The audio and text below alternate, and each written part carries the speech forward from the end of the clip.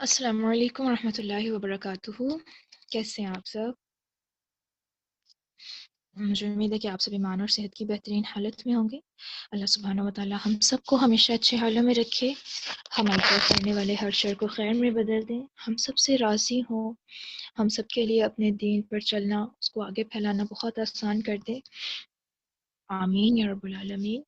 نحمده ونصلی علی رسولہ الکریم، اما بعد فاعوذ باللہ من الشیطان الرجیم، بسم اللہ الرحمن الرحیم۔ رب اشرح لی صدری ویسر لی امری واحلل عقدۃ من لسانی یفقهوا قولی واجعل لی وزیرا من اہلی رب زدنی علما اللہم فقہنا فی الدین اللہم انفعنا بما علمتنا وعلمنا ما ينفعنا وزدنا علما اللہم ارنا الحق حقا وارزقنا اتباعہ وارنا الباطل باطلا وارزقنا اجتنابہ اللہم اجعل لی عملا کلہ صالحا واجعلہ لوجہک خالصا ولا تجعل لأحد فیہ شیئا ربنا لا تؤاخذنا ان نسینا او اخطأنا اللہم بارک لنا فی اوقاتنا وجہدنا آمین یا رب العالمین۔ جی تو الحمدللہ کل ہماری آیت نمبر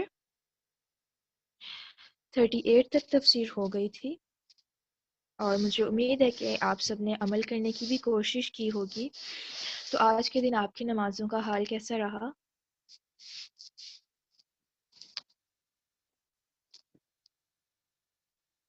آپ سب نے کوشش کی کہ اذان ہوتے ہی نماز پڑھ لی ہو؟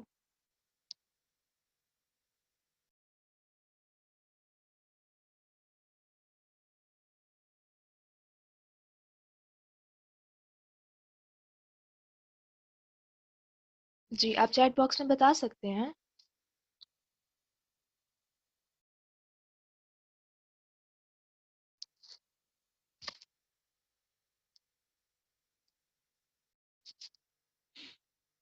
الحمدللہ صرف ایک پرسن کا ہی میسیج آیا ہے، کیا باقی لوگوں نے کوشش نہیں کی؟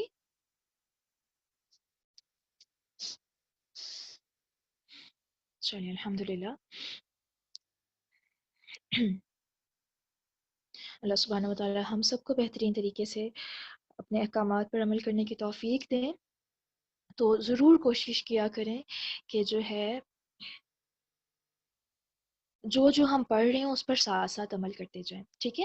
ہر چیز کو اگر آپ آیت نور سے ریلیٹ کریں گے نا، کہ آپ زیتون کا تیل لے رہے ہیں تو ساتھ میں آپ نے اس کو عمل میں بھی لے کر آنا ہے، پھر آپ کا شیشہ بھی صاف ہوگا اور پھر وہ نور علی نور تک جائے گا، ٹھیک ہے؟ اور جتنا ہو سکے ہم کوشش تو کر سکتے ہیں نا، اور کوشش کرنے والے کے لیے پھر اللہ سبحانہ و تعالیٰ آسانی کر دیتے ہیں، اور وہ کام انسان پھر کر بھی لیتا ہے، الحمدللہ۔ ٹھیک ہے، تو کل اللہ سبحانہ و تعالیٰ نے ان لوگوں کی تعریف کی کہ یہ لوگ کون ہیں، نور علی نور کی جو مثال ہیں وہ ان کو جو ہے دنیا کے کام کاج، اپنا کام کاروبار، کوئی بھی چیز ان کو اللہ سبحانہ و تعالیٰ کے ذکر سے اور نماز کی ادائیگی سے غافل نہیں کرتی۔ ایون وہ زکوٰۃ میں بھی جو ہے اس چیز کی وجہ سے اپنا مال نہیں روک لیتے کہ اگر ہم نے دے دی تو ہم غریب ہو جائیں گے یا ہماری اپنی ضروریات کہاں سے پوری ہوں گی۔ کیوں وہ اس طرح سے کرتے ہیں؟ کیونکہ وہ جو ہے قیامت کے دن سے ڈرنے والے ہیں۔ یہ دن کتنا زیادہ ہولناک ہے اس کے بارے میں کل ہم نے جانا، اور یہ بہت ہی کم تفصیل تھی جو کل ہم نے دیکھی۔ آپ اگر 30ویں پارے کا ترجمہ پڑھ کے دیکھیں تو آپ کو محسوس ہوگا کہ اللہ سبحانہ و تعالیٰ نے پورا نقشہ کھینچا ہوا ہے کہ قیامت کے دن کیا کیا ہوگا اور سب کیسے کیسے ہوگا۔ تو یہ لوگ جو ہیں اللہ سبحانہ و تعالیٰ کے لیے نیکیاں کرتے ہیں، بھاگ دوڑ کرتے ہیں، لیکن اس کے باوجود ان کے دل ڈرتے ہیں، یہ اپنی نیکیوں پر مطمئن نہیں ہو جاتے۔ تو یہاں پر ہمارے سیکھنے کے لیے یہ پوائنٹ بہت اہم تھا کہ ہم جو بھی کر لیں دنیا کی نظر میں، بے شک وہ بڑے سے بڑا کام ہو، لیکن ہم اپنی کسی نیکی پر مطمئن نہیں ہو سکتے، کیونکہ ہم نہیں جانتے کہ نیت کی خرابی یا اس کام کو کر کے پھر اس کو لوگوں کو بتا دینا، دکھاوا کر لینا، وہ سارا نیکی کا جو کام ہے، وہ عمل، وہ سب ضائع ہو سکتا ہے۔ تو ہمیں نہیں پتا کہ اب تک ہمارے نامہ اعمال میں کتنی نیکیاں محفوظ ہیں اور کتنی نیکیاں جو ہے ہم لوگ خود اپنے ہاتھوں سے، اپنی زبانوں سے ضائع کر چکے ہیں۔ تو کبھی بھی جو ہے انسان مطمئن نہیں ہو سکتا۔ اور پھر اللہ سبحانہ و تعالیٰ نے فرمایا کہ یہ جو ہے ان کو جو ہے کیسا بدلہ دیا جائے گا؟ تاکہ بدلہ دے اللہ انہیں بہترین اس کا جو انہوں نے عمل کیے. ٹھیک ہے، ان کے عمل کے رزلٹ میں. یہ ایسا نہیں ہے کہ اللہ تعالیٰ ان کے عمل کی جزا میں ان کو جنت دے رہے ہیں، کیونکہ ہمارے عمل تو اس قابل ہی نہیں ہے کہ اس کے بدلے میں ہمیں جنت ملے. یہ صرف اور صرف اللہ سبحانہ و تعالیٰ کا انعام ہوگا، اس کی رحمت ہوگی. کیوں؟ کیونکہ لوگوں نے جو ہے اس کی خاطر دنیا میں کوشش کی تھی، تو اللہ تعالیٰ ان کی کوششوں کی تھوڑی سی بھی کوششیں جو ہے ان کی بھی اتنی قدردانی کریں گے کہ ہاں یہ بندہ، اس کے اختیار میں تھا کہ یہ گناہ کر لیتا، اس کے اختیار میں تھا یہ نافرمانی کرتا، یہ کر سکتا تھا، یہ حرام کمائی کما سکتا تھا، لیکن اس نے خود کو بچا بچا کے رکھا اپنے اختیار سے، میرے سے ڈر کے رہا. تو اللہ تعالیٰ اس چیز کی اتنی زیادہ قدردانی کریں گے کہ ان کو اتنی بہترین نعمت جو کہ جنت ہے وہ دیں گے. جنت کے بارے میں تو ہم سوچ بھی نہیں سکتے نا کہ وہ کیسی ہے. اللہ سبحانہ و تعالیٰ سورۃ السجدہ میں کیا کہتے ہیں؟ فَلَا تَعْلَمُ نَفْسٌ مَّا أُخْفِيَ لَهُم مِّن قُرَّةِ أَعْيُنٍ، کہ ان لوگ کوئی نفس نہیں جانتا کہ اس کے لیے آنکھوں کی ٹھنڈک میں سے کیا کچھ چھپا کے رکھا گیا ہے. ہم تو امیجن بھی نہیں کر سکتے کہ وہ کیسی ہے. اکثر آپ نے دیکھا ہوگا کہ سوشل میڈیا پر ایسے باغات کی تصاویر لگائی ہوتی ہیں، اور جو ہے مطلب انڈیکیٹ کیا جا رہا ہوتا ہے کہ یہ جنت ہے. تو یہ دنیا کے باغ ہیں، جنت میں کیسے ہوں گے؟ اللہ کہہ رہے ہیں اس کا خیال تو کسی ذہن میں بھی نہیں گزرا، کوئی اس کو امیجن کر ہی نہیں سکتا. اور اللہ سبحانہ و تعالیٰ نے یہ سرپرائز رکھا ہے. کتنی زیادہ محبت کرنے والا وہ رب ہے. حالانکہ ہم جو بھی نیک عمل کر رہے ہیں ہم اپنے لیے کر رہے ہیں، اس کو کوئی فائدہ نہیں ہے، لیکن پھر بھی وہ ہمیں اتنا بہترین انعام دے گا. اور اگر آپ جنت کے متعلق آیات اور احادیث پڑھیں تو انسان کا دل کرتا ہے کہ بس ابھی پہنچ جائے. اتنی خوبصورت آیات اور احادیث ہیں. تو اللہ سبحانہ و تعالی ہم سب کو جنت الفردوس میں اکٹھا کرے. اور یہاں پر پھر کیا کہا کہ وَيَزِيدَهُم مِّن فَضْلِهِ، اور زیادہ دے گا انہیں اپنے فضل سے، کہ ایک نیکی کا بدلہ صرف ایک نہیں بلکہ کئی گنا بڑھا کے دے گا. اور اللہ سبحانہ و تعالیٰ بے حساب رزق دیتا ہے وہ جس کو بھی چاہتا ہے، وہ دنیا کا رزق ہے یا وہ پھر آخرت کا رزق ہے. آگے جو ہے ہم لوگوں نے آیت نمبر 39 اور 40، ٹھیک ہے، انشاءاللہ یہ دیکھنی ہے، اور اگر ٹائم ہوا تو مزید آگے چلیں گے. جی تو اس کو سٹارٹ کرتے ہیں. اعوذ باللہ من الشیطان الرجیم، بسم اللہ الرحمن الرحیم.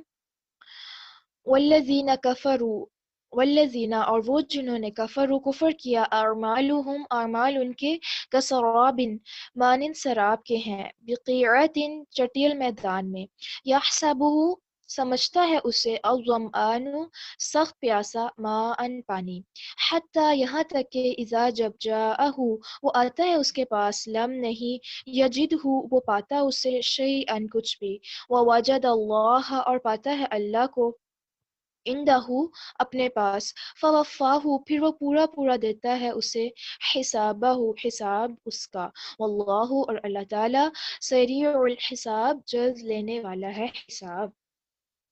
ان دو آیات میں، آیت نمبر 39 اور 40 میں، اللہ سبحانہ و تعالیٰ دو مثالیں بیان کر رہے ہیں. اور کن کی مثالیں ہیں یہ؟ ان لوگوں کی جنہوں نے کفر کیا. اب ان کو جو ہے ہم دو طرح سے دیکھیں گے، ٹھیک ہے، کیونکہ کفر دو طرح کا ہوتا ہے، یا کہہ سکتے ہیں کہ کفر کی دو اقسام ہوتی ہیں. ایک ہوتا ہے اعتقادی کفر اور ایک ہوتا ہے عملی کفر. اعتقادی الف عین تا قاف الف دال یا اعتقادی، ٹھیک ہے، عقیدہ سے. تو پہلے ہم اعتقادی کفر کے معنوں میں یہ آیت دیکھتے ہیں، اس کے بعد پھر عملی کفر. اعتقادی کفر کیا ہوتا ہے کہ وہ شخص جو عقیدتاً، جس کے عقیدے میں ہی جو ہے نا کفر ہے، ٹھیک ہے، کہ یا تو وہ اللہ سبحانہ و تعالیٰ کی ذات کا انکار کرنے والا ہے، یا جتنے بھی غیب کے معاملات ہیں ان میں سے کسی کا انکار کرنے والا ہے، یا وہ رسول اللہ صلی اللہ علیہ وسلم کے نبی ہونے کا انکار کرنے والا ہے، یا ایون آخری نبی نہیں مانتا ان کو، یا قرآن کے بارے میں اس کو کوئی شک ہے، یا جو ہے پھر وہ اللہ سبحانہ و تعالیٰ کے ساتھ کسی کو شریک ٹھہراتا ہے. اللہ کو بھی رب مان رہا ہے لیکن اللہ کے ساتھ کسی اور کو بھی اس نے رازق سمجھا ہوا ہے، مالک سمجھا ہوا ہے، یا مستجاب الدعوات اس طرح سے جو ہے، سوری مستجاب الدعوات نے یہ سمجھا ہوا ہے کہ وہ جو ہے دعائیں قبول کرتا ہے. تو اس طرح سے اگر کوئی شخص کسی بھی طرح سے شرک میں مبتلا ہے تو وہ جو ہوگا وہ عقیدہ وہ جو ہے کفر عقیدے کا ہوگا، ٹھیک ہے، کہ اس کے عقیدے میں ہی کفر پایا جا رہا ہے۔ تو جس شخص کے عقیدے میں کفر پایا جاتا ہو تو اس کا کوئی بھی عمل اللہ سبحانہ و تعالیٰ کے ہاں قابل قبول نہیں ہوگا۔ تو اللہ تعالیٰ اب ایسے ہی لوگوں کا بتا رہے ہیں کہ ان کے اعمال کیسے ہیں۔ والذین کفروا، آواز کا سب کو مسئلہ ہو رہا ہے؟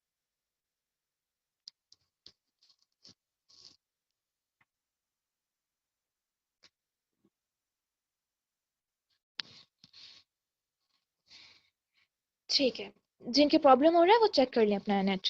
جی، اعوذ باللہ من الشیطان الرجیم۔ وہ جنہوں نے کفر کیا اعمال ان کے، اللہ سبحانہ و تعالیٰ اس طرح کے کافر جن کے عقیدے میں کفر ہے ان کے اعمال کی مثال دے رہے ہیں۔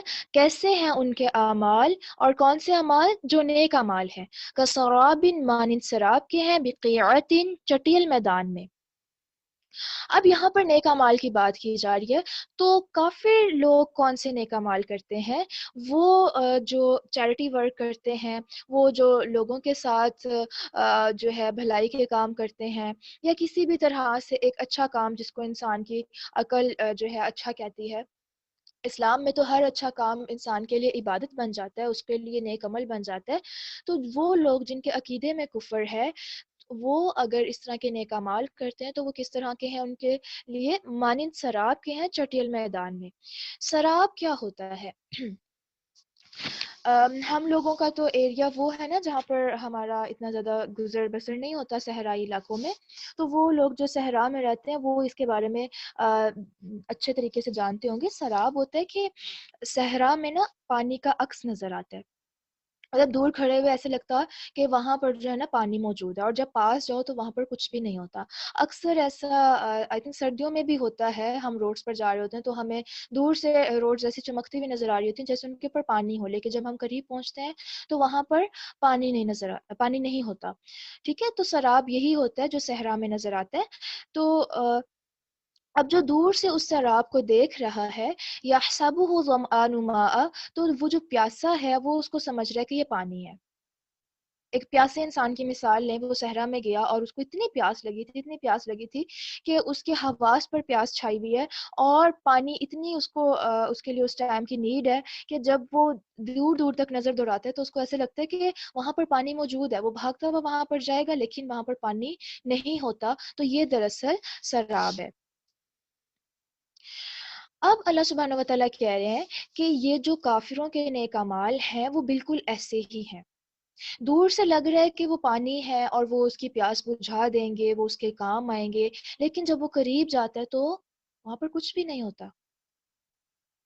یہ بالکل ایسے ہی ہے کہ کوئی انسان جو ہے اپنے بینک میں ہر ماہ پیسے جمع کرواتا ہے، اور اس کو یہی تسلی رہتی ہے کہ اچھا میرے پیسے جمع ہو رہے ہیں، اور پھر یہ یکدم کیا ہوتا ہے کہ اچانک سے کوئی مصیبت آ جاتی ہے، اب جو ہے اس کو پیسوں کی ضرورت ہے، تو وہ بینک میں جاتا ہے یہ سوچ کے کہ اچھا میں نے اتنے ماہ سے پیسے جمع کروائے ہوئے ہیں تو وہ پڑے ہوں گے نا، میں وہ نکال کے اپنی ضرورت پوری کر لیتا ہوں۔ لیکن جب وہ وہاں جائے اور وہاں جا کے اس کو بتایا جائے کہ آپ کا تو بینک اکاؤنٹ ہی خالی ہے، تو اس ٹائم پر اس انسان کی کیا کیفیت ہوگی کہ میں اتنے عرصے سے پیسے جمع کر رہا تھا، یہاں پر بینک اکاؤنٹ میں پیسے جمع کروا رہا تھا، اب یہ کیا ہو گیا اچانک سے کہ سارا بینک اکاؤنٹ ہی خالی ہے میرا۔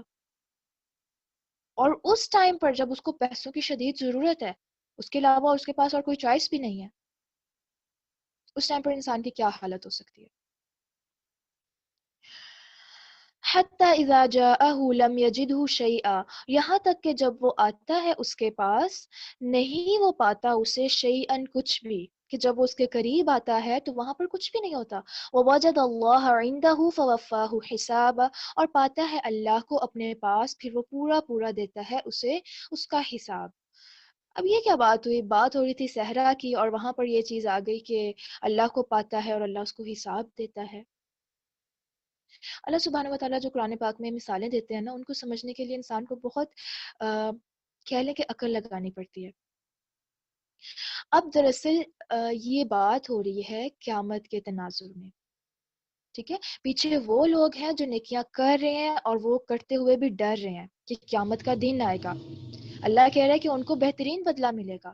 لیکن وہ لوگ جو کافر ہیں، جو کفر کرتے ہیں، جن کے عقیدے میں کسی بھی طرح کا شرک ہے، تو ان کے نیک اعمال جو دنیا میں وہ کر رہے ہیں، وہ جب قیامت کے دن اللہ سبحانہ و تعالیٰ کے پاس جائیں گے، ان کو لگے گا کہ ہاں ہم نے اتنے نیک اعمال کیے، کچھ نہ کچھ تو ملے گا. لیکن وہ نیک اعمال ان کے لیے سراب کی مانند ہے. جب قیامت کے دن اللہ سبحانہ و تعالیٰ کے پاس جائیں گے، اپنے نیک اعمال میں سے کچھ بھی نہیں پائیں گے وہاں پہ، اور وہاں صرف اللہ سبحانہ و تعالیٰ کی ہی ذات ہوگی.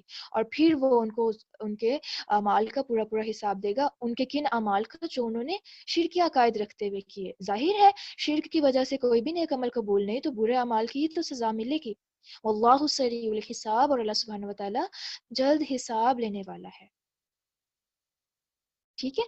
اب جب ہم یہ پڑھتے ہیں نا والذین کفروا، وہ جنہوں نے کفر کیا، تو ہمیں لگ رہا ہوتا ہے اچھا یہ ہندو لوگ ہیں، یہ یہودی ہیں، یہ نصارہ ہیں، مطلب عیسائی، یا کوئی بھی کسی بھی مذہب کے ہو سکتے ہیں، ہم تو مسلمان ہیں.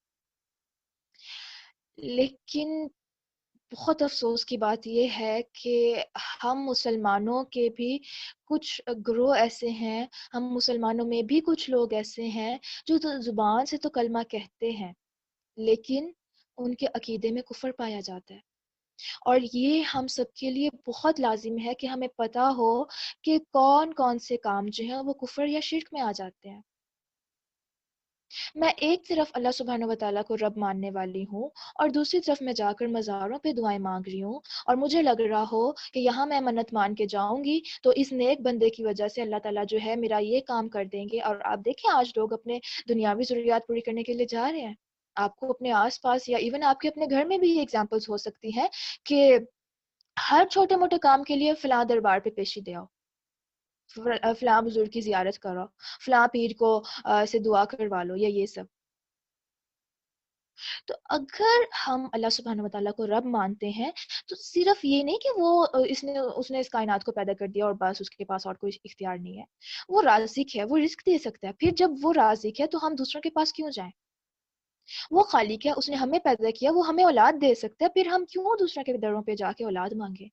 لوگ باقاعدہ منتیں مانتے ہیں مزاروں پہ جا کے، دھاگے باندھتے ہیں، کتنے کتنے دیگیں چڑھاتے ہیں، وہاں پر چادریں چڑھاتے ہیں، اور صرف پیچھے نیت کیا ہوتی ہے کہ یہ کام ہم اس لیے کر رہے ہیں کہ اب جو ہے ہمیں اولاد مل جائے گی. اور بعض اوقات آپ کے گھر کے دروازوں پر ایسی عورتیں آتی ہیں جو کپڑے مانگ رہی ہوتی ہیں، اور وہ کہتی ہیں کہ ہم نے منت مانی تھی فلاں بزرگ کی کہ ہمیں بچہ ہوگا تو ہم اس کو کپڑے مانگ مانگ کے پہنائیں گے. یہ شرک نہیں ہے تو اور کیا ہے؟ اللہ کے سوا کسی اور کو خالق سمجھا ہوا ہے کہ وہ آپ کو اولاد دینے پر قادر ہے. اگر وہ اتنا ہی اختیار رکھنے والا ہوتا تو خود کو قبر سے نکال کے زمین پر کیوں نہیں بٹھا دیا اس نے؟ خود کیوں مٹی کے تلے دبا ہوا ہے؟ ہوں گے وہ اپنے ٹائم کے نیک لوگ، تو اس کا مطلب یہ تو نہیں کہ انسان انہی کو پوجنا شروع کر دے، انہی کی قبروں پہ جا کے سجدے کرنا شروع کر دے، انہی کے لیے قربانی کرنے لگ جائے. یہ جو ہم دوسروں کے نام کی قربانیاں کر رہے ہوتے ہیں، یا دوسروں کے نام کے ہم چڑھاوے چڑھا رہے ہوتے ہیں یا ختم دلا رہے ہوتے ہیں، یہ سب کیا ہے؟ آپ کو پتہ ہے نا قرآن پاک میں اللہ تعالیٰ کیا کہتے ہیں کہ نماز کس کے لیے؟ قل ان صلاتی و نسکی و محیای و مماتی للہ رب العالمین. آپ کہہ دو کہ میری نماز، میری قربانی، میرا جینا، میرا مرنا للہ رب العالمین، اللہ رب العالمین کے لیے ہے. یہ حکم دیا گیا ہے. ہم نماز کسی اور کے لیے نہیں پڑھ سکتے، ہم سجدہ اللہ کے سوا کہیں اور نہیں کر سکتے، ہم دعا اللہ کے سوا کسی اور سے نہیں مانگ سکتے. عبادات میں جتنی چیزیں آ جاتی ہیں ہم قربانی اللہ کے سوا کسی اور کے لیے نہیں کر سکتے.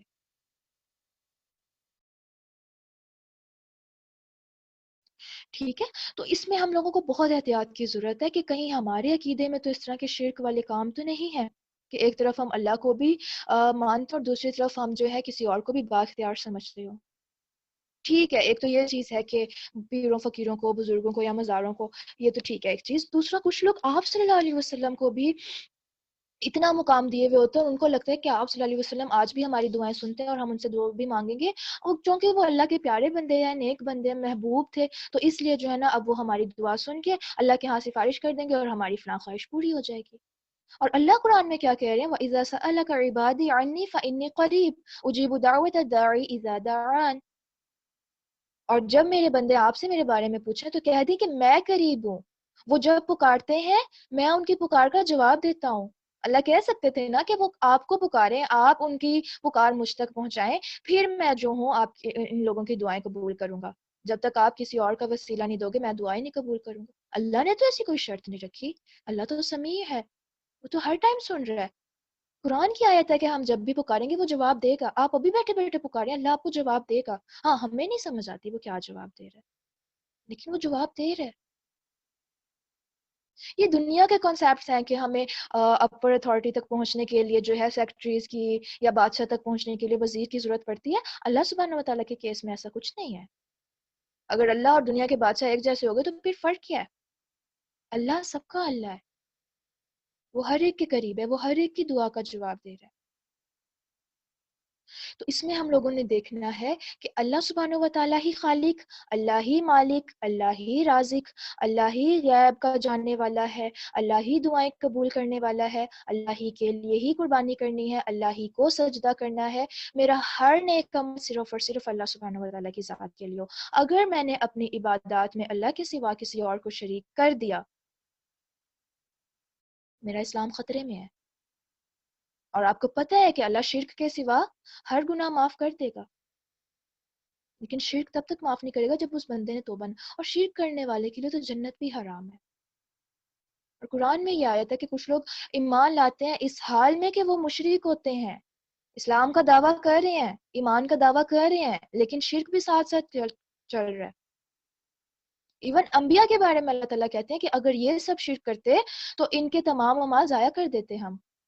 تو ہم عام لوگ ہو کر کس طرح سے اپنے عقیدوں میں شرک برداشت کر سکتے ہیں؟ ہم لوگوں نے اپنے گھروں میں بزرگوں کی، اپنے پیروں کی تصویریں لٹکائی ہوتی ہیں اور ہمیں لگ رہا ہوتا ہے کہ اس سے برکتیں نازل ہوں گی۔ اللہ اکبر! اسلام کہتا ہے کہ تصویر سے جو ہے رحمت کے فرشتے گھر میں نہیں آتے۔ وہ بزرگ بیچارہ جو جا چکا کتنے سال پہلے، وہ آپ کو کیا برکت دے گا؟ یا اگر وہ زندہ بھی ہے، وہ خود اپنے لیے اپنے رزق پر قادر نہیں ہے، اپنی مشکلات حل کرنے پر قادر نہیں ہے، وہ دوسرے کی مشکل کیسے حل کر سکتا ہے؟ وہ ہماری طرح کا انسان ہے۔ اگر وہ واقعی اتنا ہوتا، آپ کے سامنے آپ کو ہواؤں میں اڑ کے دکھا رہا ہوتا یا کچھ اس طرح کا کر رہا ہوتا جو بالکل غیر معمولی چیز ہو۔ ہمارے، میں کہتی ہوں اللہ اللہ کی پناہ ہے، پاکستان میں لوگ اتنے زیادہ اس معاملے میں کہتی ہوں پڑھے لکھے لوگ ہوتے ہیں، اچھی خاصی فیملیز ہوتی ہیں، اور ان لوگوں کو پتہ نہیں کیا سمجھا ہوا ہوتا ہے۔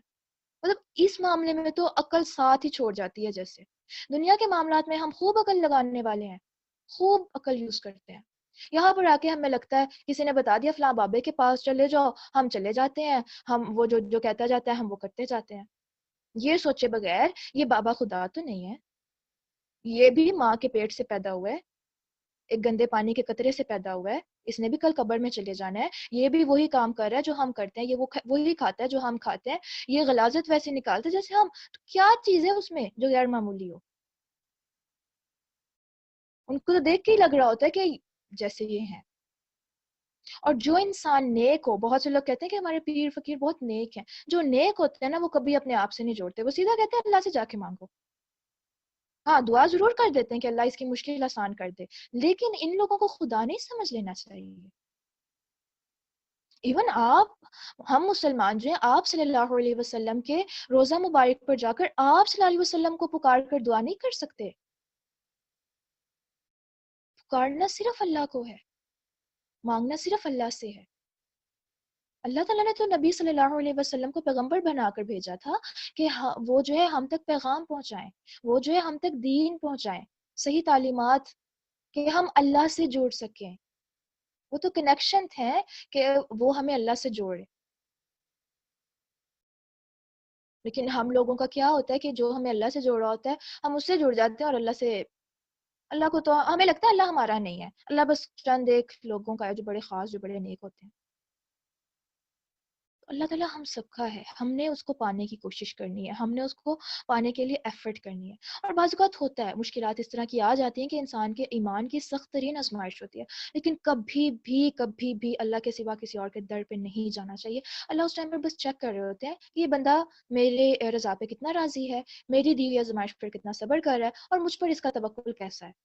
جہاں پر وہ ڈگمگاتا ہے اور کسی دوسرے کے در پہ جاتا ہے. آپ نے دیکھا ہوگا بہت سے لوگ کتنے سال انتظار کرتے ہیں اولاد کا, کہتے ہیں ہم نے دعائیں بھی کر لی, ہم نے عمرے بھی کر لیے, ہم نے حج بھی کر لیا, ہم نے صدقے بھی کر لیے, ہر نیک کام کر لیا, دعا نہیں ہو رہی, آپ چلو فلاں بابے کے پاس. فلاں بابے کے مزار پہ جاتے ہیں, وہاں پر 1-2 سال کے بعد دعا وہ اولاد ہو جاتی ہے. بس پھر ان کا عقیدہ پختہ ہو جاتا ہے کہ ہاں یہیں سے ہی اولاد ہوئی ہے, اور سب کو کہہ رہے ہیں مجھے فلاں بابے نے اولاد دی ہے. نعوذ باللہ, شرکیہ کلمہ ہے یہ تو اللہ تعالیٰ آپ کی آزمائش کر رہے تھے. آپ اگر بابے کے پاس نہ آ جاتے, جو اولاد کا ٹائم آپ کا لکھا ہوا تھا وہ آپ کو ملنا تھا. اصل کام اس ٹائم شیطان نے کیا کہ اس نے آپ سے شرک کروا لیا. اس کا تو کام ہی یہی ہے کہ انسان کا عقیدہ فاسد کر دے, اسلام سے شرک کی طرف لے جائے, کیونکہ شرک آ گیا تو جنت تو حرام ہو گئی. بس پھر شیطان نے شرک کروا کے چھوڑ دینا, اس نے اور کیا کام کرنا ہے. تو مشکل ترین آزمائشیں ہوں, جو بھی محرومیاں ہیں, جو بھی حالات ہیں, بس اللہ سبحانہ و تعالیٰ سے یہ ضرور مانگا کریں کہ اللہ تعالیٰ ہم جیسے بھی حالات میں ہونا, ہمیں ایمان پر استقامت دینا, ہمیں اسلام پر استقامت دینا, ہمیں کبھی اس حال میں موت نہ آئے کہ ہم جو ہے اسلام سے پھرے ہوئے ہوں. کہنے کو ہم خود کو مسلمان سمجھ رہے ہوں, لیکن اصل میں اللہ کی نظر میں پتہ نہیں ہم مشرک ہیں یا کیا. ہم سب کو اپنے عقیدے کا جائزہ لینے کی ضرورت ہے. اسی لیے کہا جاتا ہے کہ عقیدہ سیکھنا سب کے لیے فرض ہے. عقیدہ بہت امپورٹنٹ چیز ہے, یہ آپ کو اللہ کی معرفت کرواتا ہے, یہ آپ کو اللہ سے جوڑتا ہے. عقیدے کے بغیر انسان کچھ بھی نہیں ہمیں بس بچپن سے سکھا دیا جاتا ہے اللہ کتنے ہیں, ہم کہتے ہیں ایک, ہم کون ہیں, ہم مسلمان, ہمارا دین کیا ہے, اسلام, اور ہمیں لگتا ہے کہ بس یہ 3-4 چیزیں یاد کر لینا جو ہے نا عقیدہ ہے. کبھی آپ عقائد کی بکس اٹھا کے دیکھیں, اتنی موٹی موٹی بکس لکھی ہوئی ہیں اہل علم نے, اور جب انسان پڑھتا ہے تو حیران ہو جاتا ہے کہ ہم نے تو کبھی سوچا بھی نہیں تھا کہ یہ سب بھی ہے.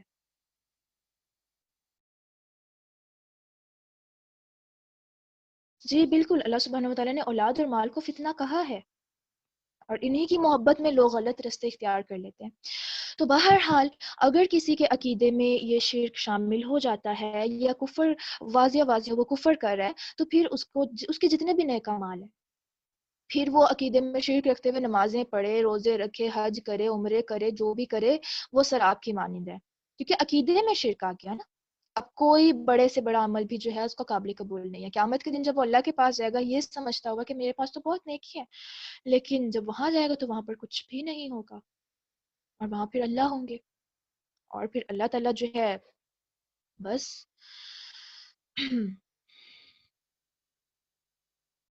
لوگ کہتے ہیں نا کہ نہیں, آپ دیکھیں اللہ تعالیٰ نے کوئی وہ رکھی ہے کہ نہیں گناہ گار کی میں دعا نہیں قبول کروں گا, میں صرف نیک لوگوں کی کروں گا. اللہ تعالیٰ نے کہیں کہا ہے یہ؟ اچھا, اس کی ایک مثال آپ کو دیتی ہوں. ہم سب اسٹوڈنٹ لائف سے گزر چکے ہیں, اور ہم میں سے بہت سے لوگ ایسے ہوں گے جو بھی اسٹوڈنٹ لائف میں ہوں گے یا ٹیچر ہوں گے, ٹھیک ہے. آپ دیکھیں کہ کلاس میں 2 طرح کے اسٹوڈنٹس ہوتے ہیں. ایک وہ اسٹوڈنٹ ہوتا ہے جو بریلینٹ اسٹوڈنٹ ہے, بہت انٹیلیجنٹ ہے, اس کو جو کام مل رہا ہے وہ فوراً فوراً کر رہا ہے, اس ساتھ کو اتنی محنت کی ضرورت نہیں ہوتی ہے. لیکن ایک وہ اسٹوڈنٹ ہے جو ویک ہے پڑھنے میں, اور وہ اپنا کوئی انٹرسٹ بھی شو نہیں کر رہا. استاد اس کو محنت کروانا چاہ رہا ہے, اس کو مختلف طریقے سے سمجھانا چاہ رہا ہے, سکھانا چاہ رہا ہے, وہ محنت نہیں کر رہا. لیکن پھر اچانک سے ایک دن جو ہے وہ خود آتا ہے استاد کے پاس, اور اس کو کہتا ہے کہ بس جتنا ہو گیا, اب میں نا آگے جو ہوں اپنا ٹائم ضائع نہیں کر سکتا, میں سیکھنا چاہتا ہوں, آپ مجھے سکھائیں. تو ٹیچر کا رویہ کیا ہوگا؟ اگر ایک واقعی خیر خواہ ٹیچر ہے تو وہ خوش ہوگا کہ یہ وہ اسٹوڈنٹ میرے پاس آیا ہے جو بہت ویک ہے. وہ اس کی ایکسٹرا ہیلپ کرے گا کہ کسی طرح سے میں اس کی اس کمی کو, یا جو بھی اس میں کمیاں ہیں, اس کو پورا کروں. وہ انٹیلیجنٹ اسٹوڈنٹ سے زیادہ کس پر توجہ دے گا؟ اس پر جس کو محنت کی ضرورت ہے. تو یہ بہت غلط کنسیپٹ ہے ہمارے معاشرے میں کہ اللہ سبحانہ و تعالیٰ صرف نیک لوگوں کی دعا قبول کرتے ہیں اور گناہ گاروں کی نہیں سنتے. بالکل نہیں. اللہ تو اپنے بندوں کا انتظار کرتے ہیں کہ کب بندہ آئے. اللہ تعالیٰ نے ایسے ہی کہہ دیا کہ وہ توبہ کرنے والوں سے محبت کرتا ہے. توبہ تو کرتے ہی وہی ہے نا جو گناہ گار ہیں. تو جب گناہ گار اللہ کے پاس جا کے مانگتا ہے تو اللہ تو بہت خوش ہوتے ہیں, بہت زیادہ, کہ میرا وہ بندہ آیا جو مجھے بھلائے بیٹھا تھا. تو کیا اللہ اس کی دعا نہیں سنیں گے؟ تو یہ لوگوں کی بنائی ہوئی باتوں پہ بالکل دھیان نہیں دینا چاہیے. اس لیے کہا جاتا ہے کہ قرآن اور دین کو سمجھیں تاکہ لوگوں کے بتائے ہوئے رستوں سے نکلیں. یہ اندھیرے ہیں جو معاشرے میں پھیلے ہوئے ہیں. ہم نے خود کو اپنے اندر کو جو ہے نا منور کرنا, اور وہ دین کے علم سے ہی منور ہوں گے. جب تک ہمیں حق اور باطل میں فرق پتہ نہیں چلے گا تب تک ہم ایسے ہی لوگوں کی سنتے رہیں گے اور بھٹکتے رہیں گے.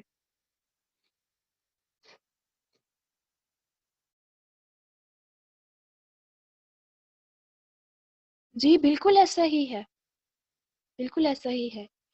ایون اسلام میں پکی قبریں کرنا جائز نہیں ہے. حکم ہے کہ قبریں اپنی کچی کرو. اور آپ صلی اللہ علیہ وسلم جب وفات کے قریب تھے انہوں نے بار بار یہی کہا تھا کہ میری جو قبر ہے اس کو مزار نہ بلانے لا، وہاں پر میلے وغیرہ نہ کرنا. تو اسلام تو ان چیزوں کے سخت خلاف ہے. کہاں یہ کہ پھر ان نیک بندوں نے کبھی ایسی وصیت کی ہو. ہمارے ہاں تو وہاں کی مٹی بھی بابرکت سمجھی جاتی ہے. اللہ رحم کرے.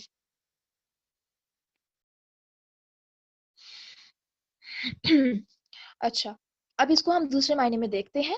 والذین کفروا، ایک تھا اعتقادی کفر، وہ شخص جس کے عقیدے میں کفر ہے وہ ہوگا اعتقادی کافر. دوسرا ہوتا ہے عملی کفر. عملی کفر کیا ہوتا ہے کہ انسان جو ہے زبان سے تو اقرار کرتا ہے اور وہ اللہ سبحانہ و تعالیٰ کے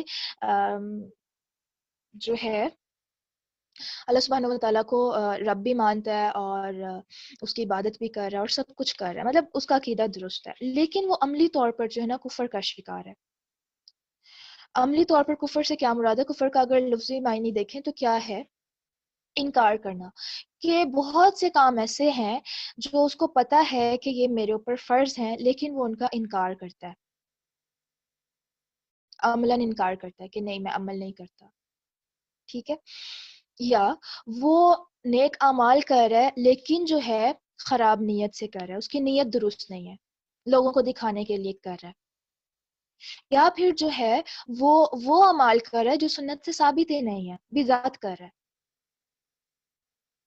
تو بدعت کو وہ کیا سمجھ کے کر رہا ہے کہ یہ تو نیکی ہے. تو اب ان کا کیا حال ہوگا؟ ان کو لگتا ہے کہ یہ بہت اچھی اچھی نیکیاں کر رہے ہیں، بڑی بڑی نیکیاں کر رہے ہیں، لیکن نیت کی خرابی اور طریقے کا درست نہ ہونا یعنی بدعت کرنا، یا اس طرح سے اللہ سبحانہ وتعالیٰ کے احکامات کی نافرمانی کرنا. تو کیا ہوگا کل قیامت کے دن جب وہ جائے گا اس کو لگے گا کہ میں نے تو بڑی بڑی نیکیاں کی ہیں، لیکن وہاں جب جائے گا تو کچھ بھی نہیں ہوگا. وَوَجَدَ اللَّهَ عِندَهُ فَوَفَّاهُ حِسَابًا، تو وہاں جب جائے گا تو اللہ سبحانہ وتعالیٰ کو پائے گا اور اللہ تعالیٰ پھر اس کو بدلہ دے گا، اس کا حساب لے گا. اللہ سریع الحساب، اور اللہ تعالیٰ جلد حساب لینے والا ہے. اب اس کو ہم مزید اگلی میٹنگ میں ایکسپلین کرتے ہیں. آپ لوگوں کے میں کوشچن دیکھ لیتی ہوں کیونکہ پھر مجھے لگتا ہے کہ بند ہو گئی تو یہ رہ جائیں گے.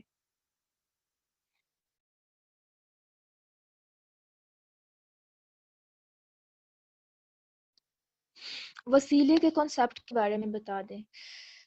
وسیلہ جو ہے نا آپ کسی انسان کا نہیں دے سکتے کہ اللہ آپ کو فلاں کا واسطہ، فلاں انسان کا واسطہ، یا آپ صلی اللہ علیہ وسلم کے صدقے آپ مجھے یہ عطا کریں. نہیں، آپ اس طرح سے کسی انسان، کیونکہ ہمیں کوئی دلیل نہیں ملتی. بات ہے ساری اس چیز کی کہ کسی بھی کام کے لیے ہمارے پاس آیت ہو یا حدیث ہو یا صحابہ کا عمل ہو.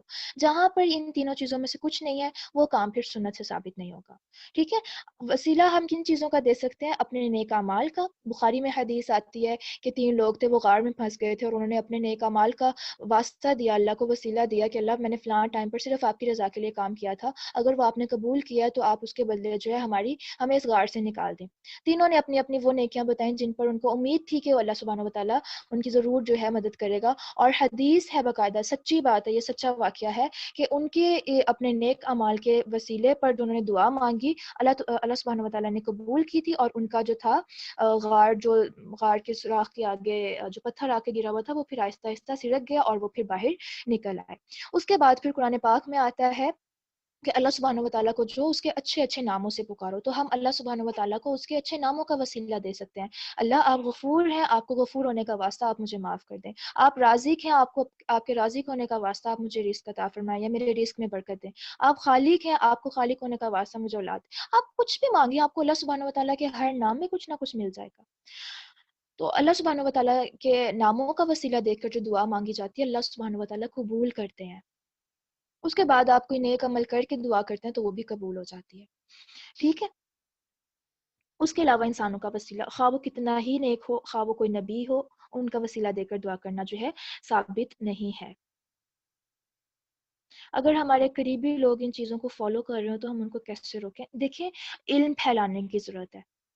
हमें भी तो अब इल्म की वजह से पता चल रहा है ना, कुरान की वजह से पता चल रहा है। तो हम खुद पहले इल्म हासिल करें और फिर उनको जो जो आपको पता चल रहा है वो आप आगे बताते जाएं। कुरान की आयत है, हदीस है आपके सामने, आप उनको दूसरों को बताते जाएं। जिसके दिल में नूर है वो झुक जाएगा। और दुआएं बहुत ज़्यादा करें कि अल्लाह सुब्हानहू व तआला उनके दिल नरम करें और उनको हिदायत दें। जी बिल्कुल, इस तरह की हरकतें वहाँ होती हैं। कुछ ससुराल वाले भी करवाते हैं गर्ल्स के लिए ये काम, तावीज़ वगैरह। टिपिकल सोसाइटी बिल्कुल करवाते हैं, और यहाँ पर उस लड़की की आजमाइश होती है, तो उसको बिल्कुल भी इस तरह के कामों में नहीं पड़ना चाहिए। अपना ईमान तो अपना है ना, कब्र में तो खुद जाना है, ससुराल वालों ने तो नहीं जाना।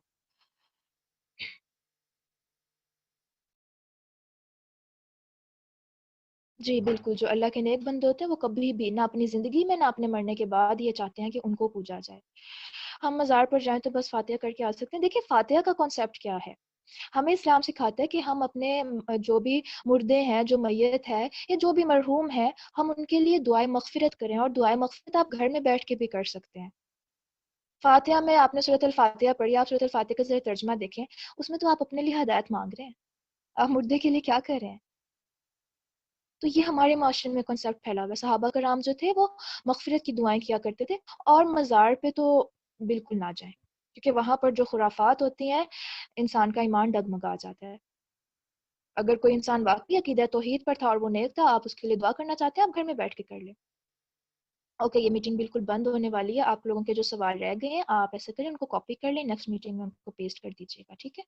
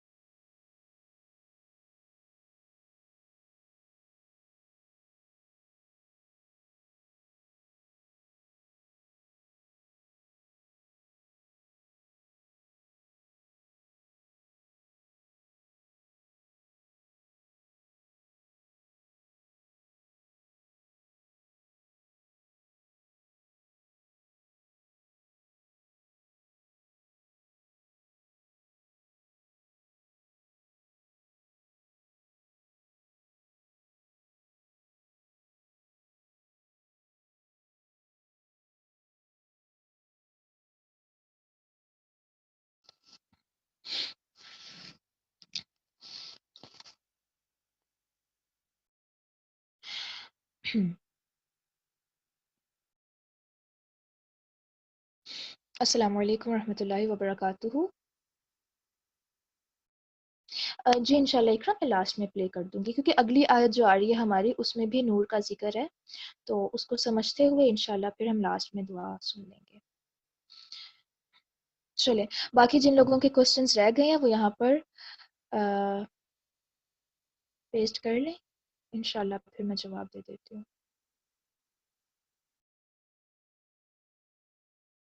जी, फातिहा पढ़ने के लिए कहते हैं, अगर सोचा जाए तो फातिहा में वो सब नहीं है, और सहाबा करम मगफिरत की दुआएं किया करते थे और हमें मगफिरत की दुआएं सुन्नत से मिलती हैं। आज भी लोग हैं जिनको दीन का इल्म है, तो वो अपने मुर्दों के लिए कुरान पढ़ने की बजाय मगफिरत की दुआएं करते हैं, क्योंकि उस टाइम पर तो उसको सिर्फ कुरान इसको जो है सिर्फ दुआएं फ़ायदा दे सकती हैं। आप जो कुरान पढ़ रहे हैं, आप जो फातिहा कर रहे हैं, वो तो आपको ही अजर मिलेगा ना, एक-एक हर्फ पे जो 10-10 नेकियां, वो तो आपको ही मिलेंगी। उसको दुआ फ़ायदा देगी। उसके लिए दुआ करें कि अल्लाह उसके लिए आसानी करे, अल्लाह उसकी मग़फ़िरत फ़रमाए, अल्लाह ताला जो है उसके लिए आगे के तमाम मराहिल आसान कर दे, अल्लाह ताला उसका हिसाब आसान करे, उसको कब्र में सवालों पर इस्तिक़ामत दे। तो आप तो जो भी अपने भाई की गैर मौजूदगी में उसके लिए दुआ करते हैं, फ़रिश्ते आमीन कहते हैं, और ये हदीस में आता है। तो दुआओं से बढ़ के किसी को कोई चीज़ फ़ायदा नहीं दे सकती। बेहतरीन तोहफ़ा होती है दुआ। बिल्कुल अल्लाह के सिवा किसी और के लिए नफ़ल नहीं। आप देखें हमारे यहाँ इस तरह का वाक़ई सिस्टम है कि किसी और नबी के नाम के नफ़ल या किसी और के, इस तरह की कोई हदीस नहीं मिलती, कोई सहाबा का अमल, कोई रसूल अल्लाह का अमल नहीं मिलता। आप नफ़ल पढ़ें, अल्लाह की रज़ा की खातिर पढ़ें। हाँ, आपको कोई मुश्किल है, आप उसमें आसानी चाहते हैं, तो अल्लाह ताला क्या कहते हैं, वस्तईनु बिस्सब्रि वस्सलाह, कि तुम सब्र और नमाज से मदद लो। आप उसमें नवाफिल पढ़ें कि अल्लाह ताला, नवाफिल नेक काम है ना, आप नवाफिल के बाद दुआ करेंगे तो अल्लाह ताला आपकी दुआ कबूल करेंगे। या आप अपने उस नेक काम का वास्ता दे के अल्लाह से दुआ कर सकते हैं, लेकिन किसी और के नाम के, ये इसकी कोई वो नहीं है। वो उन्होंने जो अमल किए थे उनको अल्लाह सुब्हानहू व तआला ने उनका अजर दे दिया। हम जैसे गुनाहगारों के जो है इस तरह के काम, उनको क्या फ़ायदा दे सकते हैं, और ख़ुसूसन जब उसकी कोई दलील भी ना हो। दुआ के लिए कोई स्पेसिफिक टाइम नहीं होता, आप किसी भी लम्हे दुआ कर सकते हैं। और जी बिल्कुल ऐसी दुआएं मौजूद हैं जो स्पेसिफिक हैं और मैयत की मग़फ़िरत के लिए हैं, और नमाज जनाजा में वही दुआएं ही मांगी जाती हैं। आप अपने मर्दों से पूछिएगा जब वो नमाज जनाजा पढ़ते हैं तो वो कौन सी दुआएं मांगते हैं, क्योंकि उसी में दुआ मग़फ़िरत लाजमी मांगनी होती है, जो तकबीरात होती हैं नमाज की। तो ख़वातीन कब्रिस्तान जा सकती हैं, ये थोड़ा सा इख्तलाफी मसला है। दोनों तरह के हमारे पास जो है स्कॉलर्स की राय मौजूद है। लेकिन अगर वो कभी जाती भी है तो एक तो ये कि वो कसरत से ना जाए, कभी जा रही है तो पीछे बस ये नियत हो कि वो अपनी मौत को याद करे या इबरत के लिए जाए। उसके अलावा ये सोच के कि मुहर्रम आ रहा है तो मैं अब जाऊं क्योंकि रस्म बनी हुई है, या फलां के लिए मगफिरत की दुआ, तो आप दुआ घर बैठ के भी कर सकते हैं। ठीक है, और ये रस्मों का ख़ुसूसन ये ऐसा कोई सुन्नत साबित तरीका नहीं है।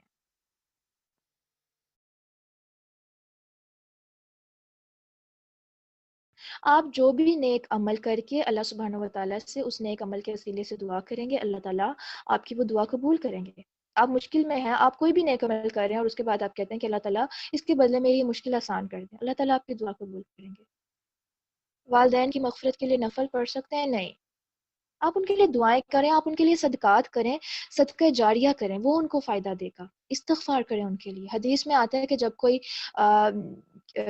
क्या होता है, हदीस में क्या बताया गया है कि अल्लाह सुब्हानहू व तआला वहाँ पर किसी का दर्जा बुलंद करते हैं, तो वो कहता है कि अल्लाह मेरा दर्जा क्यों बुलंद किया? तो अल्लाह ताला कहते हैं कि तुम्हारे पीछे तुम्हारे बेटे ने, तुम्हारी औलाद ने इस्तिग़फ़ार की थी। तो यहाँ औलाद इस्तिग़फ़ार कर रही है, उनके लिए बख्शिश की दुआ कर रही है, तो वहाँ ऑटोमेटिकली उनको फ़ायदा हो रहा है, और वो तो मुंतज़िर होते हैं पीछे से दुआओं के।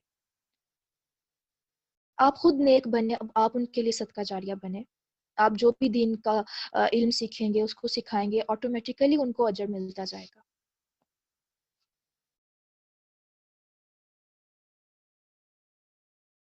सदका कर सकते हैं। देखें, एक चीज़ है कि आप किसी कोई इबादत जो है अल्लाह के सिवा किसी और को खुदा समझते हुए या माबूद समझते हुए कर रहे हैं, या सजदा आप किसी और को, या दुआ आप किसी और से माँग रहे हैं, ये और चीज़ है। और एक ये है कि आप दुआ माँग रहे हैं کہ اللہ سے دعا مانگ رہے ہیں اور کسی اور کے لیے مانگ رہے ہیں کہ اللہ اس کے لیے آسانیاں فرما، والدین کے لیے مانگتے ہیں، آپ اپنے بچوں کے لیے مانگتے ہیں، آپ مختلف چیزوں کے لیے لوگوں کے لیے مانگ رہے ہوتے ہیں، تو یہ بالکل بھی منع نہیں ہے، یہ تو بہت پسندیدہ ہے کہ آپ اوروں کے لیے مانگیں. آپ صدقہ بھی اوروں کے لیے کر سکتے ہیں، آپ کر اللہ کے لیے رہے ہیں، لیکن اب اس صدقے میں کیا نیت آپ نے شامل کی کہ اس کا اجر جو ہے اس کو بھی مل جائے، یا اس کی وجہ سے اس کی مصیبت بھی حل ہو جائے. آپ کے عقیدے میں کوئی شرک والی بات نہیں آ رہی. ٹھیک ہے، چلیں باقی کوشچن انشاءاللہ لاسٹ میں، پہلے میں یہ آیت کر لوں مکمل، آیت نمبر 40. اعوذ باللہ من الشیطان الرجیم، بسم اللہ الرحمن الرحیم. اگلی ایک اور مثال ہے، اللہ سبحانہ وتعالیٰ کہہ رہے ہیں او یا کظلمات مانند اندھیروں کے، فی بحر سمندر میں، لجی نہایت گہرے، یغشاہ ڈھانپ لیتی ہے اسے، موجن موج، من فوقہ ہی اس کے اوپر سے، موجن ایک اور موج، من فوقہ ہی اس کے اوپر سے، سحابن بادل ہے، ظلمات اندھیرے ہیں، بعضها بعض ان کے، فوقا اوپر، بعض بعض کے، اذا جب اخرجا وہ نکالے، یدہ ہاتھ اپنا، لم نہیں، یکد وہ قریب کے، یراہا اسے دیکھ سکے، کہ وہ اسے دیکھ سکے، ومن اور جو کوئی،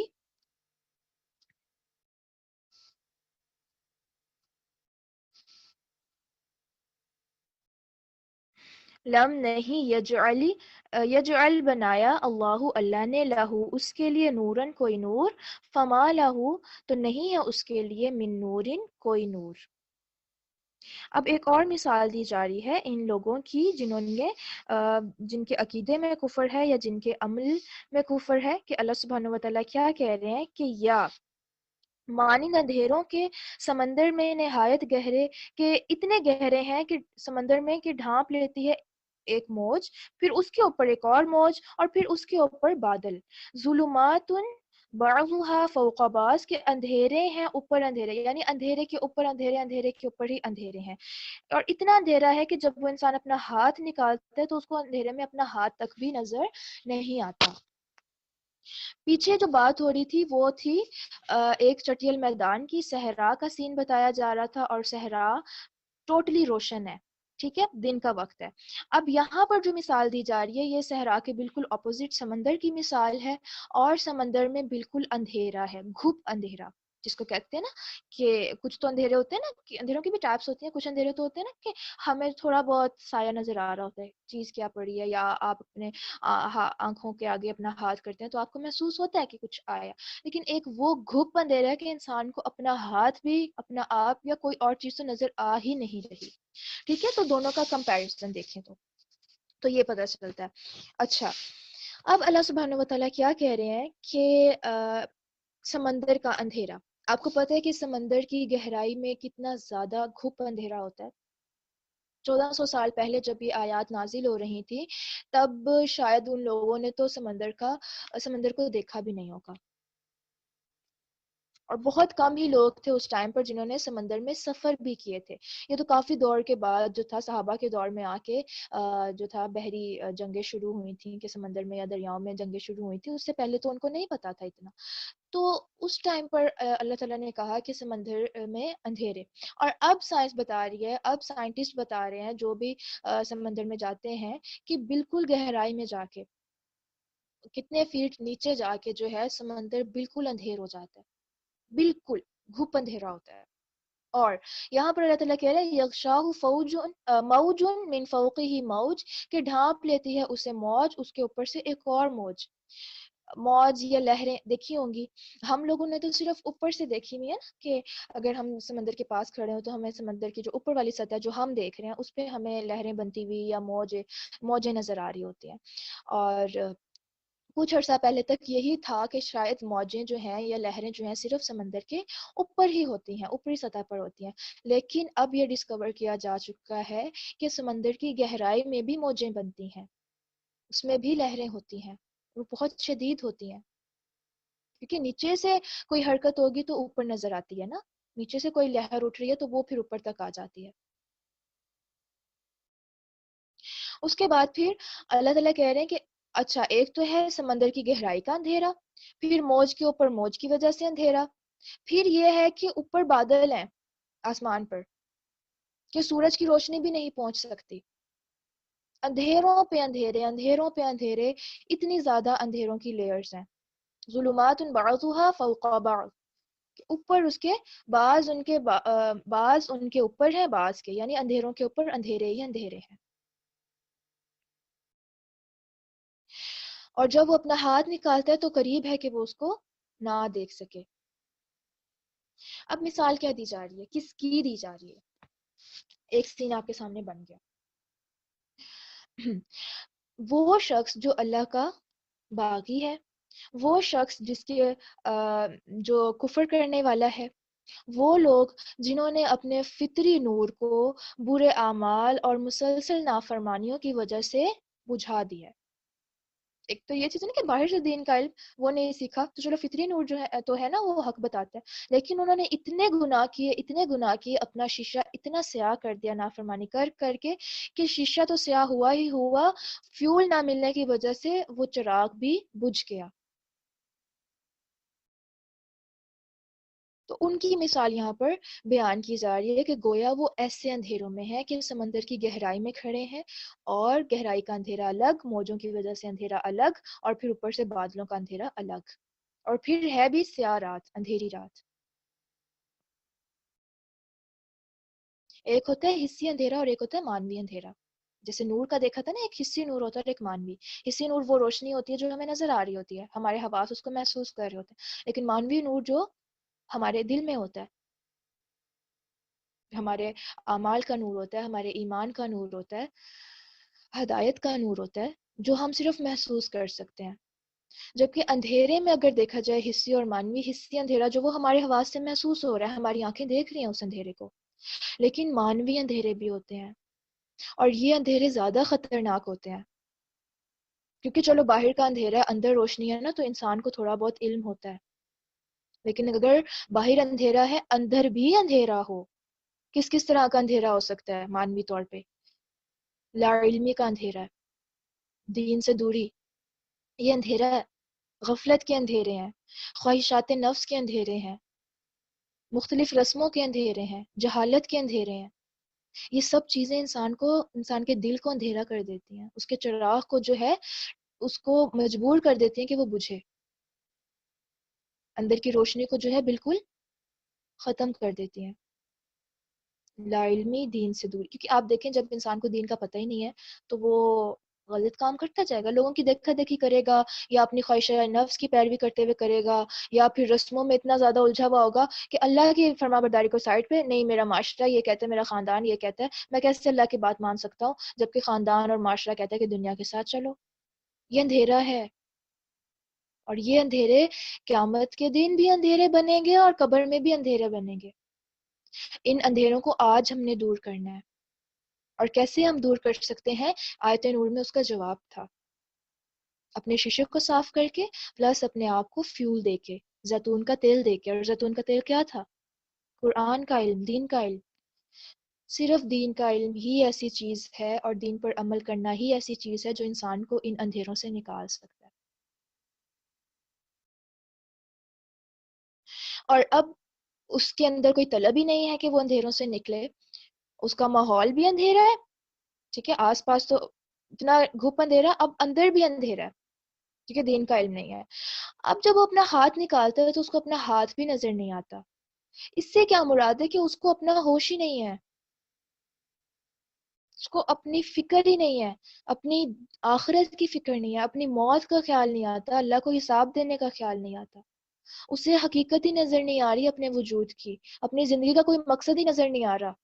ये अंधेरों की इलामत है कि वो इतना दुनिया में गुम हुआ है, इतना दुनिया के कामों में, दुनिया की रंगीनियों में, अपनी ख्वाहिशात को पूरा करने में, ऐशो इशरत में, इंटरटेनमेंट में इतना गुम हुआ है कि उसको हक का पता ही नहीं चल रहा। उसने कभी खुद पर भी गौर नहीं किया कि मैं यहाँ पर क्यों मौजूद हूँ, मुझे अल्लाह ने क्यों पैदा किया है, इसी घर में क्यों पैदा किया, इसी दीन में क्यों पैदा किया, अल्लाह मुझसे क्या चाह रहे हैं। वो सोचता तक नहीं है, उसका दिमाग उस तक जाता ही नहीं है, उसको अपना आप नजर ही नहीं आ रहा। दूसरों को तो बाद में देखे ना, माहौल को तो बाद में देखे, पहले अपने आप पर तो हर कोई गौर करता है। تو جو نور ہوتا ہے نا اس کے لیے تڑپ رکھنی لازمی ہوتی ہے، اس کے لیے اللہ کے پاس جانا ہوتا ہے. آپ دیکھیں ہم نے پیچھے آیت نور پڑھی، فیول کس کو ملے گا؟ جو درخت سے تیل لے گا، جو درخت کے پاس جانے کی زحمت ہی نہیں کر رہا اور وہ سمجھ رہا ہے کہ خود بخود تیل چل کر آئے اور وہ آ کے چراغ میں ڈل جائے. کوئی بے وقوف ہوگا نا جو ایسے سوچ سکتا ہے. جس کے اندر تڑپ ہے، جس کے اندر طلب ہے نور پانے کی، وہ خود بڑھے گا، وہ خود جا کے ایفرٹ کرے گا، درخت سے لے گا تیل اور پھر اپنے چراغ میں ڈالے گا، پھر چراغ روشنی کرے گا. روشنی کے بعد اس نے اپنا شیشہ صاف کرنا، اس کے لیے ایفرٹ چاہیے، اور ایفرٹ وہ تب تک نہیں کر سکتا جب تک اس کے اندر طلب اور تڑپ نہیں ہے ہدایت کی. تو اب یہ بندہ جو یہاں پر اللہ سبحانہ و تعالیٰ جس کی مثال دے رہا ہے، یہ اتنے اندھیروں میں کہ اس کے اندر طلب ہی نہیں ہے، اس کے اندر اس چیز کا ہے ہی نہیں کہ اچھا زندگی کا کوئی مقصد بھی ہوتا ہے، اچھا آگے جنت جہنم بھی کوئی چیز ہے. بس 2 دن کی زندگی ہے، عیش کرو، مائی لائف مائی رولز، میرا جسم میری مرضی، بس یہی زندگی ہے، گزار لو، کھا لو پی لو جی لو اور بس. تو نور کے لیے اللہ کے پاس جانا پڑتا ہے، اللہ کو طلب دکھانی پڑتی ہے، اللہ کو طلب دکھانی پڑتی ہے، پھر اللہ آپ کے لیے راستے آسان کرتے ہیں. بعض اوقات ہوتا ہے نا کہ ہم چاہتے ہیں کہ ہمیں ہدایت ملے اور ہم روتے ہیں اللہ سے کہ اللہ مجھے ہدایت دے دے، مجھے اپنے مقرب بندوں میں شامل کر لیں، لیکن بعض اوقات اس طرح کے وسائل بن نہیں پا رہے ہوتے ہیں کہ ہم کسی طرح باہر جا کے دین سیکھ سکیں، کسی دینی مدرسے میں جا کے دین سیکھ سکیں. لیکن اگر آپ کی طلب سچی ہے، طلب سچی ہے، تو کچھ ہی عرصے میں اللہ تعالیٰ وسیلہ بنا دیتے ہیں، کوئی نہ کوئی ذریعہ بنا دیتے ہیں اور آپ جا کے وہ کام کر لیتے ہیں. یا آپ کو گھر بیٹھے بیٹھے ایسی چیزیں میسر آ جاتی ہیں کہ آپ ایزیلی سیکھنے لگ جاتے ہیں. آپ سب نے یہ کورس جوائن کیا، آپ کے اندر طلب تھی نا؟ اگر طلب ہی نہ ہوتی، آپ نے فلیٹ دیکھا اور آپ اس کو اگنور کر دیتے، جیسے آج بہت سی چیزیں ہم اگنور کر جاتے ہیں. تو وہی بات ہے، طلب اور تڑپ ہی سب کچھ کرواتی ہے، اور طلب ہی انسان کے لیے دروازے کھلواتی ہے اللہ کے ہاں. اللہ کیوں دیں کسی کو ہدایت جب وہ لینا ہی نہیں چاہ رہا؟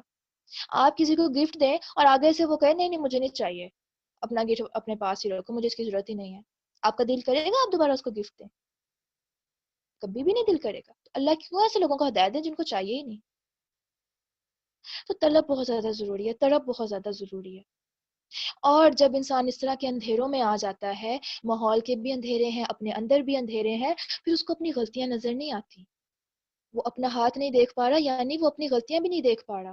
اس کو اگر وہ کہتا ہے نا کہ تم یہ غلط کام کر رہے ہو، تو وہ کہتا ہے جاؤ جاؤ اپنا کام کرو، میں جو مرضی کروں تمہیں کیا. غلطی مانتا تک نہیں ہے وہ. یہ اندھیرے کی علامت ہے. میں اپنا جائزہ لوں، کیا مجھے جب میری کوئی غلطی بتاتا ہے تو میں مان لیتی ہوں، یا میں آگے سے تعویلیں دیتی ہوں نہیں نہیں یہ ریزن تھی اس لیے میں نے یہ کام کیا، یا میں آگے جو بھی میری اصلاح کر رہا ہے اس سے غصہ ہو جاؤں یا انا کا مسئلہ بنا لوں. میں تو ایسی نہیں ہوں نا. ہمیں جائزہ لینا ہے، کیونکہ اگر کوئی میری اصلاح کرے اور میں آگے سے جو ہوں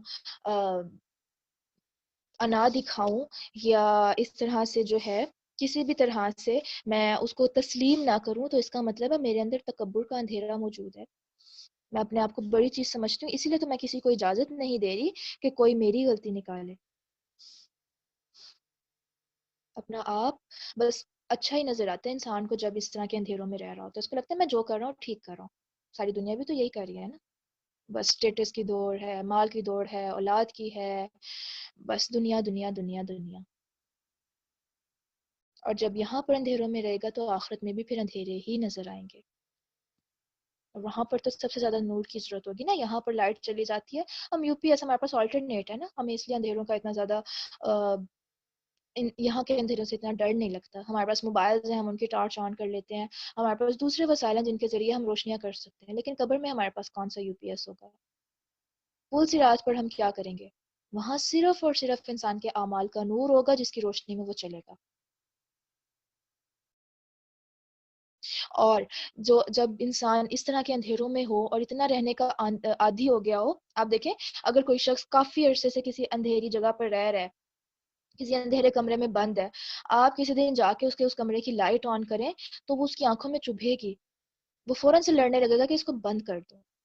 یعنی جب انسان مسلسل اندھیروں میں رہتا ہے اور اس کے اندر تڑپ نہیں ہوتی ہے، تو کیا ہوتا ہے کہ اس کو پھر روشنی اچھی بھی نہیں لگتی، اس کو روشنی تکلیف دیتی ہے، اس کو دین کے احکامات جو ہے دکیانوسی لگتے ہیں.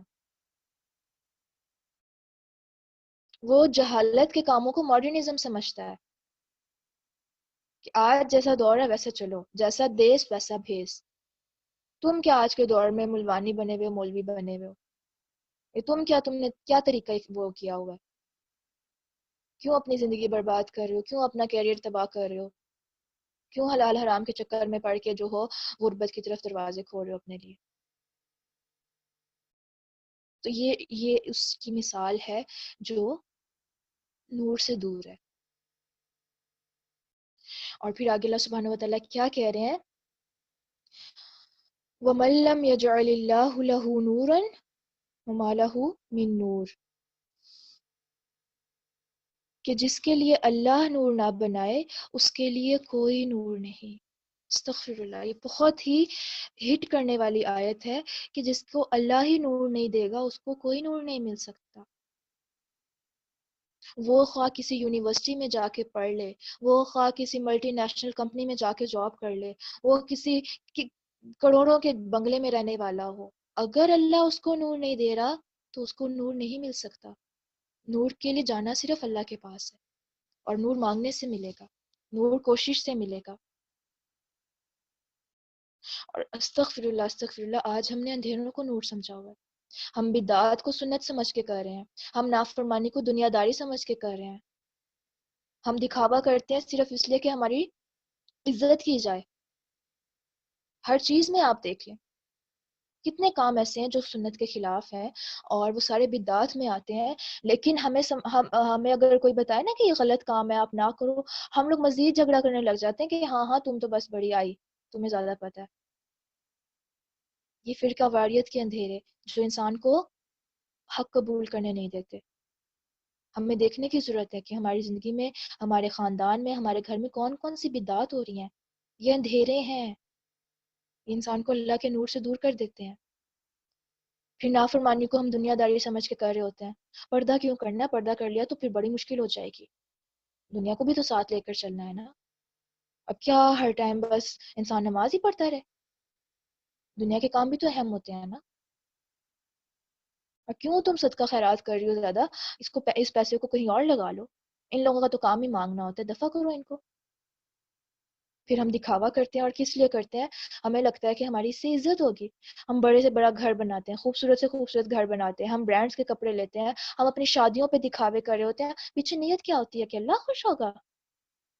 لوگ لوگ ہمیں بڑا سمجھیں گے. لوگوں کو تو ہم نے خدا بنایا ہوا ہے.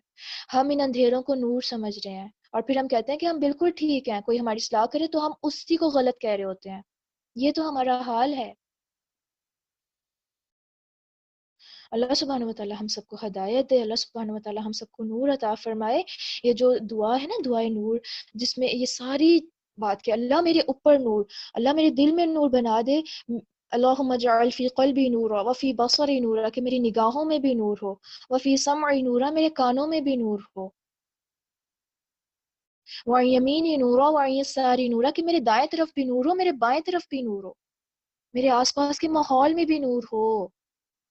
اندر نور ہے، پہلے اندر کے لیے نور مانگا جا رہا ہے، پھر اپنے آس پاس دائیں بائیں کے لیے، اوپر نیچے کے لیے نور، آگے پیچھے کے لیے نور، کہ میں بس ایسے ماحول میں رہوں جو ہے ہی نور والا، جہاں پر کسی قسم کا اندھیرا نہ ہو.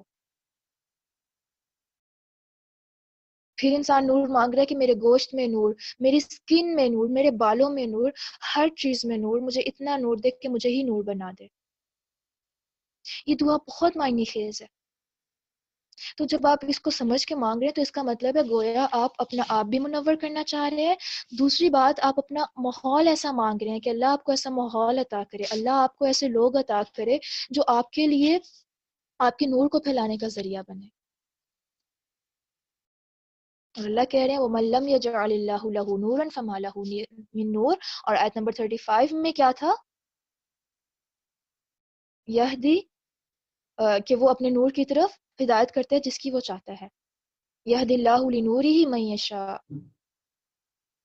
میں اپنا آپ رکھ کے دیکھوں کہ کیا اللہ تعالیٰ نے میرے لیے چاہا ہے کہ مجھے ہدایت ملے؟ کیا اللہ نے میرے لیے چاہا ہے کہ مجھے نور ملے؟ میں آیت نمبر 40 کے اس پارٹ میں کھڑی ہوئی ہوں یا آیت نمبر 35 کے اس پارٹ میں کھڑی ہوئی ہوں؟ یہ مجھے جائزہ لینا ہے اپنا. ٹھیک ہے، تو ہمارا ٹائم ہو گیا ہے، باقی انشاءاللہ ہم پھر کل آگے کریں گے انشاءاللہ. ہم ایک دفعہ دعائے نور سن لیتے ہیں، اس کو بہت دھیان سے سنیے گا اور سوچ سمجھ کر اس کو مانگیے گا کہ اللہ سبحانہ و تعالیٰ جو ہے ہم سب کو بہت نور عطا فرمائے، ہمارے آس پاس بھی نور ہو، ہماری فیملی میں بھی اتنا زیادہ نور ہو کہ ان کو بھی حق اور باطل میں فرق سمجھ آ جائے، کیونکہ جب روشنی ہوتی ہے تب صحیح اور غلط میں فرق نظر آنا شروع ہو جاتا ہے.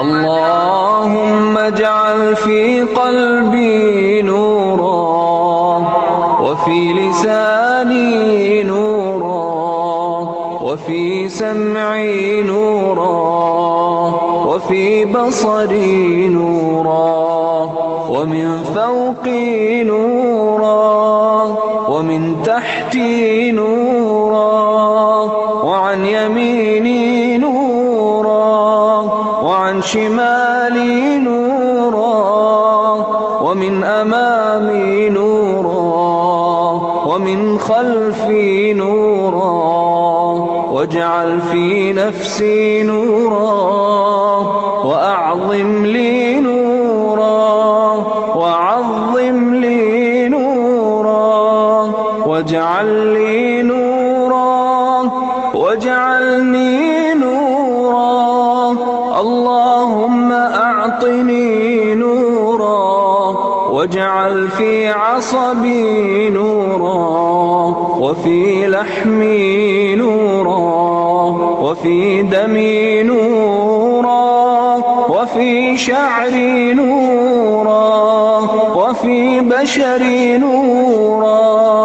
اللهم اجعل لي نورا في قبري ونورا في عظامي وزدني نورا وزدني نورا وزدني نورا وهب لي نورا على نور.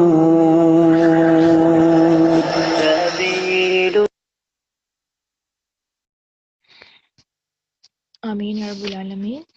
انشاءاللہ ہم آپ کو دوبارہ سے یہ دعا بھیج دیں گے اور ترجمے کے ساتھ، تاکہ آپ لوگ جو ہے اس کو سمجھ کر پھر اس کو مانگیں. اور یہاں پر اس میں جو تھا نا کہ میرے دائیں نور میرے بائیں نور، یہ تو ہو گیا نا کہ ہمارے ماحول کو منور کر دے. پھر تھا میرے آگے بھی نور ہو اور میرے پیچھے بھی نور ہو. تو ظاہر ہے اللہ سبحانہ و تعالیٰ نے ہمیں جتنے بھی الفاظ سکھائے، خواہ وہ قرآن کے ذریعے احادیث کے ذریعے ہمیں پتہ چلتے ہیں، تو ان میں بہت گہرے معنی چھپے ہوئے ہوتے ہیں. آپ جتنا وسیع سوچتے جائیں گے نا، آپ کو اتنا سب نظر آنے لگے گا، اور آپ جو ہے اس کو مد نظر رکھتے ہوئے پھر مانگیں گے تو وہ آپ کو ملے گا بھی صحیح. اب اس میں جیسے کہ میرے آگے نور، یعنی آگے کون ہوتا ہے؟ جس کے آپ پیروی کر رہے ہوتے ہیں. تو یہاں پر اگر آپ اپنے مائنڈ میں یہ رکھیں نا کہ اللہ تعالیٰ میں جس کی پیروی کر رہی ہوں یا میں جہاں سے دین کا علم لے رہی ہوں، وہ خود بھی نور علی نور ہو، وہ مجھے خود آپ سے جوڑنے والا ہو. کیونکہ بعض اوقات ہم کسی ایسی جگہ سے علم حاصل کرنے لگ جاتے ہیں جو ہمیں اللہ کی بجائے مختلف فرقوں میں جوڑنے لگ جاتے ہیں، یا مختلف شخصیات سے جو ہے ہمیں اتنا زیادہ انفلوئنس کر دیتے ہیں کہ ہمیں لگتا ہے کہ ہاں وہی بندہ حق پر ہے اور باقی سب غلط ہے. تو اس میں ہمیں اس چیز کے لیے بھی رہنمائی مانگنی ہے اللہ سے کہ اللہ میں جس کی پیروی کروں وہ خود بھی نور پر ہو، اور وَمِنْ خَلْفِ نورا، کہ میں میرے جو پیچھے ہے وہ بھی نور، یعنی کہ میں جس راستے پر چل رہی ہوں میں اپنے پیچھے ایسے مثالیں چھوڑوں جو لوگوں کے لیے نور کا سبب بنے، جو لوگوں کو روشنی دیں، جو لوگوں کے وجود کو بھی منور کر دیں، کہ مجھے نور خود بھی مجھے نور بنا دے اور مجھے نور پھیلانے کا ذریعہ بھی بنا دے. اللہ سبحانہ و تعالی ہم سب سے یہ قبول فرمائے، ہم سب کے لیے بہت آسانیاں فرمائے، اپنے قرب کا ہر رستہ جو ہے وہ آسان کر دیں، ہم سب سے راضی ہوں. آمین یا رب العالمین.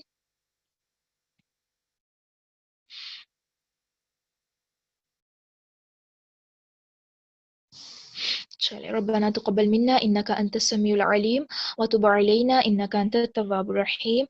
سبحانك اللهم وبحمدك اشهد ان لا اله الا انت استغفرك واتوب اليك. السلام علیکم ورحمۃ اللہ وبرکاتہ.